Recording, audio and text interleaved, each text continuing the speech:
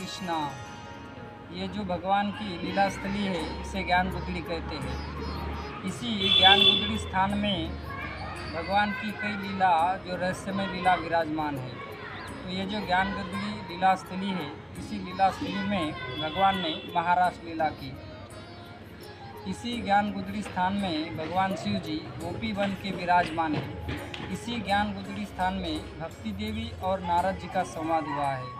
इसी ज्ञान गुदड़ी स्थान में भक्ति देवी के जो दो पुत्र हैं, ज्ञान और वैराग्य, वो मूर्छित होकर यहाँ पड़े थे। इसी ज्ञान गुदड़ी स्थान में गोस्वामी तुलसीदास जी को भगवान श्री कृष्ण ने राम रूप में दर्शन दिया। यहाँ से राइट साइड में गोस्वामी तुलसीदास जी का भजन कुटीर है। तो यहाँ पर गोस्वामी तुलसीदास जी कुछ समय के लिए विराजमान हुए थे। इसी ज्ञान गुदड़ी स्थान में उद्धव जी को भगवान श्री कृष्ण ने गोपियों को समझाने के लिए भेजा था। तो जब गोपियाँ यहाँ आई थी, मैंने यहाँ थी, और उद्धव जी जब यहाँ आकर विराजमान हुए थे तो गोपियाँ भी बैठी थी और उद्धव जी भी बैठे थे। तो इसी स्थान पर उद्धव जी गोपियों को कह रहे थे कि गोपियों, भगवान श्री कृष्ण कहीं छोड़ के गए नहीं, वो तो एक परमात्मा रूप में सबके अंदर विराजमान है, व्यापक है। तो अलग अलग प्रकार से ज्ञान की बातें बता के उद्धव जी गोपियों को समझा रहे थे। तो गोपियाँ उद्धव जी को कहती है कि भाई उद्धव जी, हमारे पास एक ही मन है और वो भी शाम के साथ चला गया। तो हमारे पास अगर 10-20 मन होते तो हम समझ सकते थे। मैंने कहती कि मन न भयो 10-20 है उद्धव जी। जब गोपियों का प्रेम जो था वो उद्धव जी उनकी बातें सुन रहे थे तो उन्हें समझ में आ रहा था भगवान के प्रति उनका कितना प्रेम है।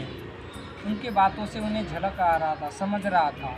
तब उद्धव जी समझ में आए, तब गोपियों को समझा रहे थे। तभी वहाँ पर एक उद्गार कहा गया है कि गोपियों की जब बातें सुनी तो उद्धव जी को समझ में आया कि गोपियों का भगवान के प्रति कितना आगाध प्रेम है।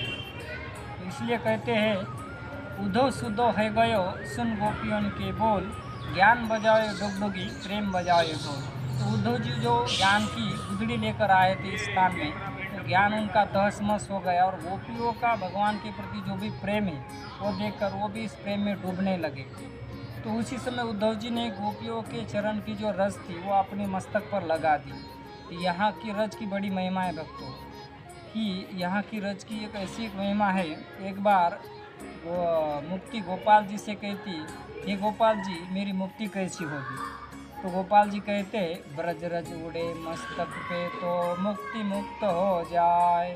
ब्रज रज अगर उड़ के मस्तक पर विराजमान होती है तो अपने आप वो मुक्त हो जाता है, उसे अलग से कोई प्रयास करने की ज़रूरत नहीं पड़ती है। दूसरी, यहाँ की एक रहस्यमय प्रसंग ऐसा है कि यहाँ वृंदावन में एक परंपरा है कि अगर किसी का शरीर छूटता है तो उनको इस ज्ञान गुदड़ी स्थान की एक परिक्रमा लगाते हैं और यह एक वृक्ष विराजमान है। उस वृक्ष के नीचे 4 स्थान पर 4 ईंट रख के वहाँ पर उस शरीर को रखते हैं और यहाँ इस ज्ञान गुदड़ी स्थान की जो ब्रजरज है उसके मुख में, उसके कंठ पे और उसके शरीर पर डालते हैं। जितने भी लोग साथ में हैं उतने लोग डालते हैं और तब ये परिक्रमा पूरी करके उस शरीर को अंतिम संस्कार करने के लिए लेके जाते हैं। अब इस बात का प्रमाण क्या है कि हम इसी स्थान पे आकर हर दिन भागवत पढ़ते हैं। तो हम कई बार देखे हैं कि कई शरीर यहाँ से लेके जाते समय लोग उनको वहाँ पर रुकाते हैं और बाद में परिक्रमा लगा के उसके शरीर के ऊपर यहाँ की ब्रजरज डालते हैं और फिर अंतिम संस्कार करने के लिए यहाँ से लेके जाते हैं। दूसरी रहस्यमय बात यह है कि इस ज्ञान गुदड़ी में जब यमुना जी की जोर से बाढ़ आती है तो समीप के जितने भी मंदिर है उस मंदिर से ठाकुर जी को निकाल के इस ज्ञान गुदड़ी की परिक्रमा करते हैं, यमुना जी की पूजा करते हैं और बाद में यहाँ के जितने भी विग्रह है उतने अपने अपने मंदिर में चले जाते हैं। ये भी एक रहस्यमय बात है यहाँ की। दूसरी एक बात है यहाँ की कि इस वृंदावन में आने के बाद सब मंदिरों को दर्शन किया है, लेकिन ज्ञान गुदड़ी का अगर दर्शन नहीं किया है तो ऐसा कहते कि वृंदावन का दर्शन करना या ब्रज में आना अधूरा माना जाता है। अब इस बात का प्रमाण एक है कि एक बार हमने यहाँ की ब्रजवासी मैया थी, उनसे पूछा तो उन्होंने कहा कि देखो, ब्रज में तो आए हो लेकिन ज्ञान गुदड़ी का अगर दर्शन नहीं किया है तो ये अधूरा हो गया है, क्योंकि वृंदावन में सबसे पवित्र स्थान ज्ञान गुदड़ी को माना जाता है। तो ये जो ज्ञान गुदड़ी स्थान है ये सबसे पवित्र स्थान है। इसी ज्ञान गुदड़ी स्थान में जगन्नाथ जी का एक समीप में मंदिर है। हमारे आचार्य श्री नरोत्तम दास जी ठाकुर, उनके आराध्य देव श्री श्री राधा ब्रजमोहन जी भी यहाँ पर विराजमान है। इसी स्थान पर भगवान श्री कृष्ण ने रासलीला की, जो समीप में वंशीवट विराजमान है उसी स्थान पर।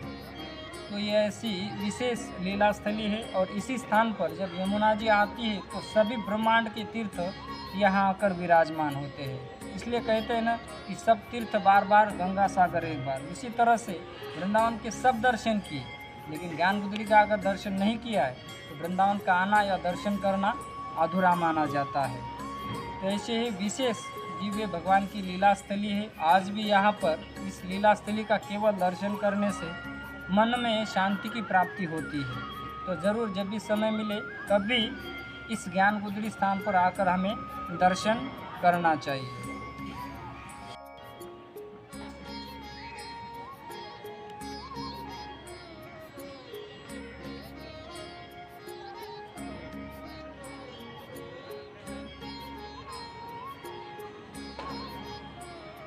कराची में